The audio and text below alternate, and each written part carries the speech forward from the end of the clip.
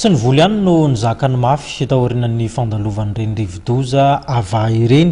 Maro ihany koa ny foto-drafitrasa izay raha vary voatery narenina toy ny tao amin'ny fokotany manodidina n'Andomandro ohatra dia nitondran'ny fikambanana Zagasy fanazavana sy fanampiana ary nitondran'ny voatsirambin'ny tanana ihany koa ireo fanarenana foto-drafitrasa tao anatin'izany fokotany izany.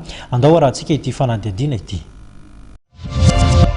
Ny fandraisana andraikitra ary ny fampandraisana andraikitra ny tsirairay io no teny filamatry ny fikambanana Zagasy izay niarany entana androany amin'ny fanarenana ny Simba noho ny andro ratsy sy ny fandalovan'ny rivodoza ava.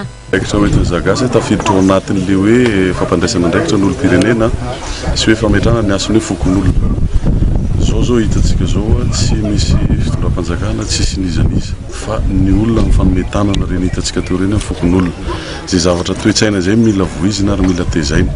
Zay mahatonga anay manolo tanana amin'izao fotoana izao hitarika an'izay hoe fampandraisana andraikitra ny fokon'olona zay fa tsy hany fanjakana. Teo akerakely ambony fokotany Andohamandry dia nanarina ny tetezakely fivezivezen'ny mponina ireo mpikambana notarian'ny filohan'ny fikambanana Jean Ratiarson. Teo ihany koa ny fiara-mientina nentina nanarenana tranon'olona ny rodana noho ny firitsahan'ny orambe. Ny maly be amin'ny tena dia ohatrany tsy dia tena mahatontsika loatra. Dia namondo izany hoe misy zavatra mipika izany rehefa fa mifoatra dolona reny. Dia kanjy voafony minitra ka sady 3 minitra dia midoboka le trano toko. Dia zay dia voanaty vonjeo tamin'ny fokon'olona rehetra dia tonga teo daholo ny fokon'olona nanampy anay rehetrarehetra mandrapahatonga amin'ny pompe.